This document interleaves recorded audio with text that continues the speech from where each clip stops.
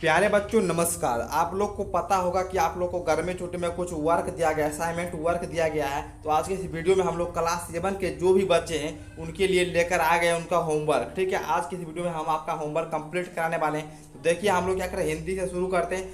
सबसे पहला क्वेश्चन आप लोग देखिए क्या करा है, मेरे पसंदीदा त्यौहार विषय पर निबंध लिखना है। चलिए हम एक एक करके सारे क्वेश्चन को देखते हैं। सबसे पहले फर्स्ट देख लेते हैं। ठीक है, उससे पहले मैं एक बात बताना चाहूँगा प्यारे बच्चों, अगर आप लोग अभी गर्मी के छुट्टी में अच्छे से पढ़ना चाहते हैं 1 साल के लिए, तो आप लोग हमारे बैच में जुड़ सकते हैं। आप लोग नंबर लिख लीजिए 7488 600 620 अंतिम है। आप लोग इस नंबर पे कॉल नहीं कीजिएगा, सिर्फ मैसेज करना है। इस नंबर पे मैसेज करके आप लोग बैच में जुड़ सकते हैं। मात्र 499 लगेगा। उसके साथ आपको एक और ऑफर मिल रहा है। अभी आपको पूरा जो असाइनमेंट वर्क है इसका भी PDF नोट जो है, इसका आंसर वो भी मिल जाएगा इसके साथ फ्री में। ठीक है, अगर जो बच्चे सिर्फ असाइनमेंट का होमवर्क लेना चाहता है अपना, वो 25 रुपया में मात्र आपको मिल जाएगा सारे सब्जेक्ट का। इस नंबर पे कॉल करके ले सकते हैं। और जो बच्चे बैच में जुड़े हुए हैं उनको मुफ्त में मिलेगा।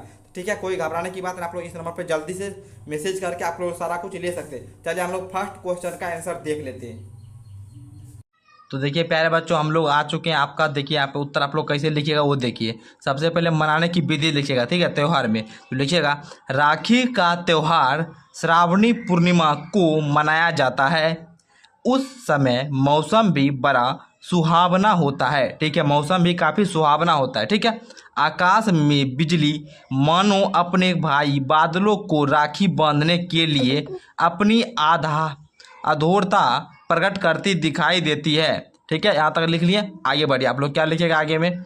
यह त्यौहार हर भाई को बहन के प्रति अपने कर्तव्य की याद दिलाता है। हर भाई को जो राखी का त्यौहार है वह बहन के प्रति उसका जो कर्तव्य है उसको याद दिलाता है। ठीक है, बहन भाई को प्यार से राखी बांधती है और भाई मन ही मन अपनी बहन की रक्षा की जिम्मेदारी का स्वीकार करता है, जिम्मेदारी को स्वीकार करता है। ठीक है, तरह से लिखिएगा। आगे आप लोग लिखिएगा राखी से भाई बहन के बीच स्नेह का पवित्र बंधन और दृढ़ हो जाता है। राखी से भाई बहन के जो बीच जो बंधन है वो और भी गहरा हो जाता है। आप लोग लिखिएगा। ठीक है, आप लिखिए नया दृष्टिकोण। आप लोग इस तरीके से लिखिएगा। क्या लिखिएगा, अभी तक लोग यही मानते, लोग जो है जनता, जन आप लोग समझ सकते हैं, यही मानते आए हैं कि अबला होने के नाते नारी राखी बांध कर अपनी रक्षा का भार भाई पर डालती है। अबला मतलब नारी, यानी कि स्त्री, लड़की। ठीक है, इस तरह से आप समझ गए। किंतु मैं तो जानता हूँ कि वह भाई को केवल अपनी रक्षा का ही नहीं बल्कि सारी नारी जाति की रक्षा का भार सौंपती है। ठीक है, बात भी सही है, सौंपना भी चाहिए। हर एक लड़का को, हर एक पुरुष को, हर एक महिला का सम्मान करना चाहिए। सभी को एक अपने बहन की दृष्टि से देखना चाहिए। ठीक है, माँ की दृष्टि से देखना चाहिए। ठीक है, सभी का सम्मान करना चाहिए। आगे देखिए, राखी बांधकर वह अपने भाई को शक्ति और साहस का मंत्र देती है। ठीक है, इस तरह से लिखिएगा आप लोग। आगे देखिए, आप लोग को क्या लिखना है, मंत्र देती है और उसके कल्याण की कामना करती है। इसलिए ऐसे पवित्र त्यौहार को बड़े ही आनंद से मनाना चाहिए। ठीक है, यहाँ तक लिख दिया आप लोग। ठीक है, अब आप लोग लिखिएगा ऐतिहासिक महत्व। ऐतिहासिक महत्व में चलिए हम लोग देखते हैं क्या लिखना है आपको। तो देखिए इसमें आप लोग क्या लिखिएगा, राखी के धागे ने इतिहास बनाया है। चित्तौड़ यहाँ पे होता है कि राजमाता कर्मवती ने मुगल बादशाह हुमायूं को राखी भेजकर, ठीक है, यहाँ पे भेजकर लिखेगा। ठीक है, भेजकर उसे अपना भाई बनाया था। ठीक है, आपको दिख रहा है ना पूरा। और वह भी संकट के समय बहन कर्मवती की रक्षा के लिए चित्तौड़ जा पहुंचा था। हुमायूं लिए चित्तौड़ जा पहुंचा था। चित्तौड़ जा पहुंचा था। उसके बाद हुमायूं ने गुजरात के बादशाह बहादुर शाह के साथ युद्ध करने का निश्चय किया। ठीक है, आगे आप लोग लिखिएगा, यह राखी की ही शक्ति थी, क्योंकि वो उसको राखी बांधे थी इसलिए वो भी भाई का फर्ज निभाया। ठीक है, राखी की शक्ति थी कि हुमायूं ने मुसलमान होकर भी खुद मुसलमान होकर भी एक हिंदू नारी के सम्मान की रक्षा के लिए एक मुसलमान से युद्ध किया। यहाँ तक आप लोग लिखिएगा। ठीक है, बहुत शानदार। आप आगे देखिए क्या लिखना है, प्रिय होने का कारण क्या है उसको देखिए। मेरी इकलौती बहन मुझसे बहुत दूर रहती है, इसलिए रक्षाबंधन के दिन वह जब मेरे यहाँ आती है तब मेरी खुशी का ठिकाना नहीं रहता। बचपन की स्मृतियाँ यानी कि यादाश्त जो होता है, उम्र उम्र पड़ती है यानी कि यादाश्त आने लगता है, बचपन की जो यादें हैं वो आने लगती है और हर्ष के आंसू टुबक टुलक यानी कि हर्ष के आंसू आप लोग क्या कहते हैं, गिरने लगते हैं, पड़ते हैं। बहन की ममता, स्नेह और मंगल भावनाएं मुझे नवजीवन प्रदान करती है। मैं अपने समस्त दुखों और अभावों को भूल जाता हूँ, ठीक है। और लिखेगा और मुझे परम आनंद का अनुभव होता है। रक्षाबंधन का त्यौहार भैया मेरे राखी के बंधन को ना भुलाना कहने वाली बहन की, आपको दिख रहा है ना, देखिए एक बार, बहन की याद हमेशा तरोताज़ा रखता है, इसलिए यह मेरा प्रिय त्यौहार है, ठीक है। इस तरीके से आप लोग लिखिएगा, ठीक है। आप लोग अच्छे से लिख लीजिए। चलिए अब हम लोग 2 नंबर देखते हैं, ठीक है।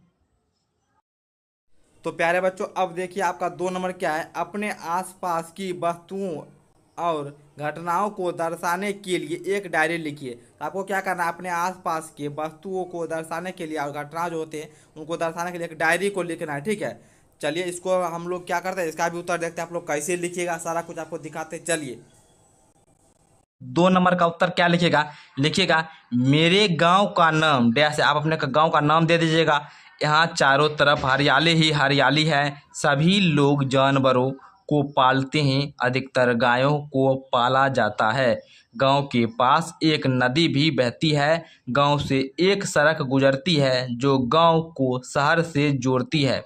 कुछ दूर पर ही रेलगाड़ी की भी सुविधाएं हैं। गांव के अधिकतर लोग खेती से जुड़े हुए हैं। इस तरीके से प्यारे बच्चों आप लोग लिखिएगा, ठीक है। आपको दिख रहा होगा, ठीक है। इस तरीके से आप लोग लिख दीजिएगा। बहुत ही शानदार सा उत्तर है। अब PDF लेने के लिए क्या करना होगा, आपको डिस्क्रिप्शन में माई ऐप आपको दिख रहा है, वहाँ से जाकर एप्लीकेशन को डाउनलोड कीजिए और अपने PDF ले लीजिए। और जो भी बच्चे बैच में जुड़ना चाहते हैं, मैं यहाँ पे बताना चाहता हूँ, जो भी बच्चे बैच में जुड़ना चाहते हैं आप लोग इस नंबर पे मैसेज करना है। क्या करना है, 7488600620। आप लोग इस नंबर पे मैसेज कीजिएगा, आप लोग को बैच में जोड़ दिया जाएगा। मात्र 499 रुपया में आपको 1 साल बेहतरीन से पढ़ाया जाता है। सारा PDF मिलेगा, सारा क्वेश्चन आंसर का PDF मिलेगा, सब कुछ का नोट मिलेगा सारे सब्जेक्ट का। उसके बाद डाउट क्लास में बताता, तो घबराने की बिल्कुल भी बात नहीं। आप लोग जाइए, इस नंबर पर मैसेज कीजिए और पेमेंट कीजिए और जुड़ जाइए, ठीक है प्यारे बच्चों। चलिए और समर वेकेशन में अपनी पढ़ाई को और भी मजबूत कीजिए।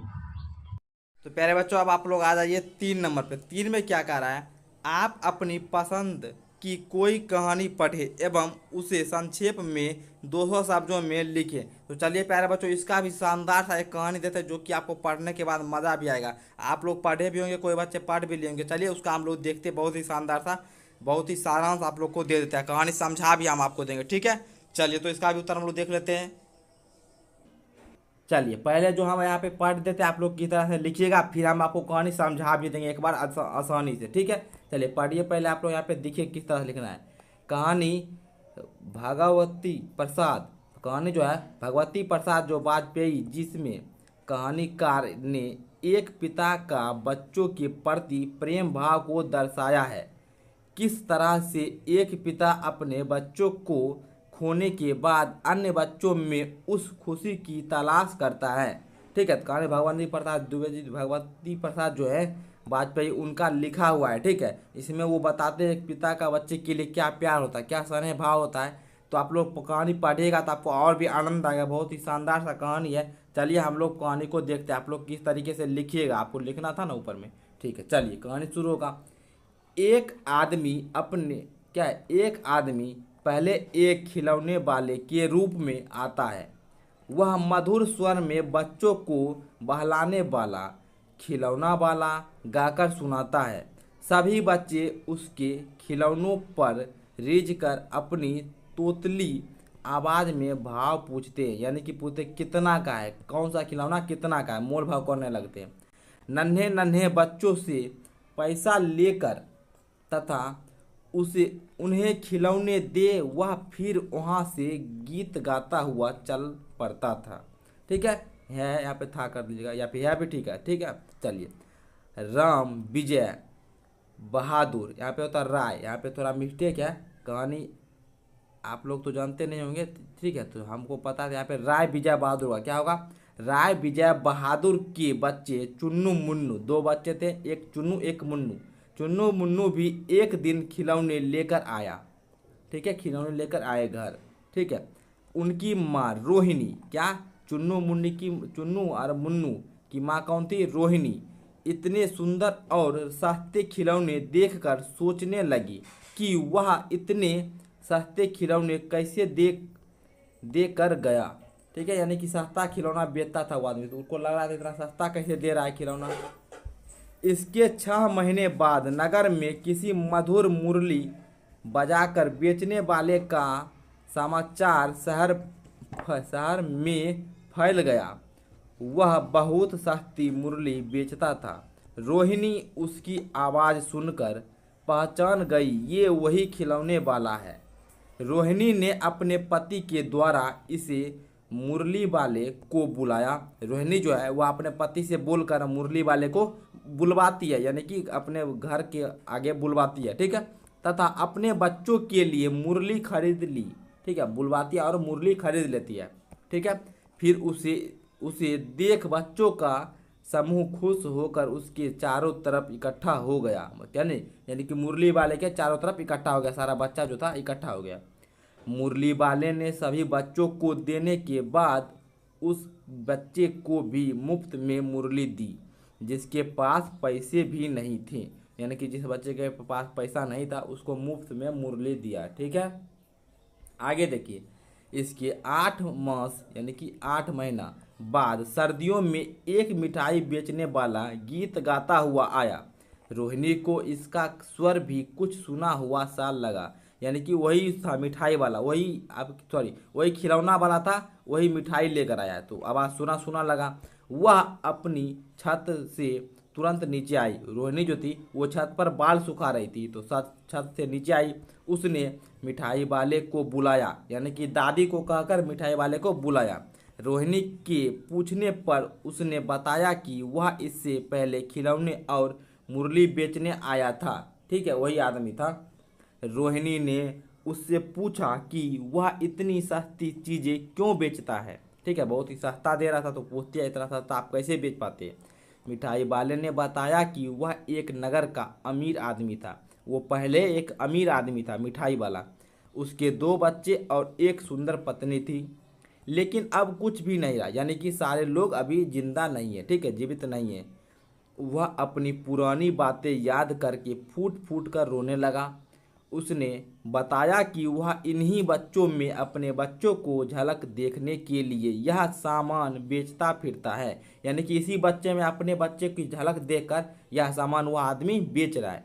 वह रोहिणी के बच्चों चुन्नू मुन्नू को कागज की पुड़िया में मिठाई बिना पैसे लिए ही देकर गीत गाता चल दिया, ठीक है।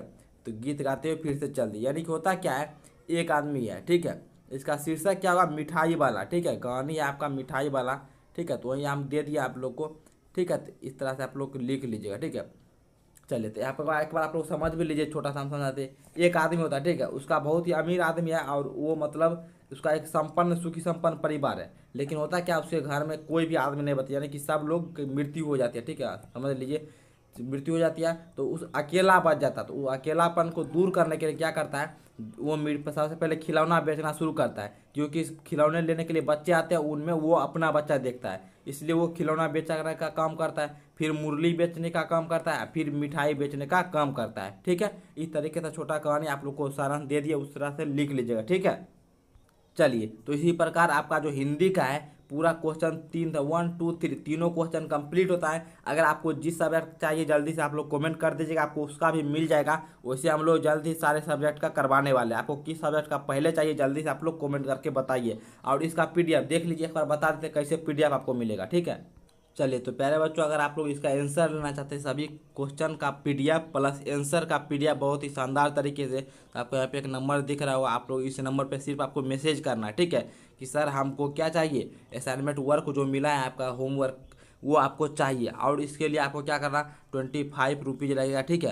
अगर आप लोग रुपया दे सकते हैं 25, तो अभी आप लोग मैसेज कीजिएगा और आप लोग वहाँ से 25 रुपया देकर आप लोग ले सकते हैं। तो आप लोग जाइए, जिसको भी बच्चे को लेना है सारा आंसर, आप लोग इस नंबर पे कांटेक्ट कर लीजिए। आपको सिर्फ मैसेज करना है और मैसेज करके आपको सारा का आंसर जो है मिल जाएगा, ठीक है। आप जिस भी क्लास में, सारे क्लास का आपको मिल जाएगा, ठीक है।